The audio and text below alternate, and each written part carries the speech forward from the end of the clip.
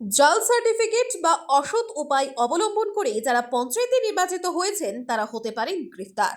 সংস্কৃতি বোর্ডের সার্টিফিকেট নিয়ে যারা পঞ্চায়েত নির্বাচনে প্রতিদ্বন্দ্বিতা করে নির্বাচিত হয়েছেন তাদের বিরুদ্ধে কঠোর তদন্ত করার দাবি উঠছে সর্বোচ্চ।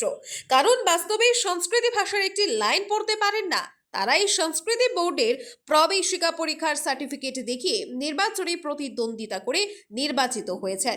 জাল সার্টিফিকেট বা অসৎ উপায় অবলম্বন করে এই সার্টিফিকেট জোগাড় করে নির্বাচনে প্রতিদ্বন্দ্বিতা করে প্রথমে সদস্য নির্বাচিত হয়। তারপর এদের মধ্যে থেকে কেউ কেউ জিপি সভাপতি বা সভানেত্রীর আসনে বসার স্বপ্ন দেখছেন।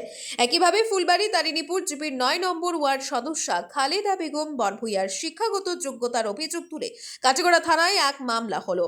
এজাহারের বয়ান অনুযায়ী ফুলবাড়ী তারিণীপুর জিপির ৯ নম্বর ওয়ার্ড সদস্যা খালেদা বেগম বরভূয়ার সংস্কৃতি বোর্ডের প্রবেশিকা পরীক্ষার উত্তীর্ণ সার্টিফিকেট দিয়ে নির্বাচনে প্রতিদ্বন্দ্বিতা করেছেন। এজাহারের কপির সাথে খালেদা বেগম বরভূয়ার সংস্কৃতি ভাষা প্রবেশিকার সার্টিফিকেটের জেরক্স কপিও কাটিগড়া থানায় তুলে ধরেছেন অভিযোগকারী শালিক আহমদ তালুকদার। খালেদা বেগম বরভূয়া কিভাবে সংস্কৃতি ভাষা চর্চা করেননি বলে জানা গেছে, তাহলে কিভাবে উত্তীর্ণ হলেন তিনি, এমন প্রশ্ন তুলে অভিযোগকারী আরও জানান সম্পূর্ণ অসৎ উপায় অবলম্বন করে খালেদা বেগম বরভূয়া সংস্কৃতি বোর্ডের সার্টিফিকেট সংগ্রহ করা হয়েছে। দস্তুর মতো অসৎ উপায় অবলম্বন করে সংস্কৃতি বোর্ডের সার্টিফিকেট নিয়ে খালেদা বেগম বরভূয়া নির্বাচন কমিশনের সাথে প্রতারণা করছেন বলে উল্লেখ করেন শালিক। এজাহারে খালেদা বেগম বরভূয়াকে অষ্টম শ্রেণী পাশ বলে উল্লেখ করা হয়েছে। উল্লেখ্য 27 জুন সভাপতি বা সভানেত্রীর বোর্ড গঠনের প্রক্রিয়া বাতিল হয়েছে।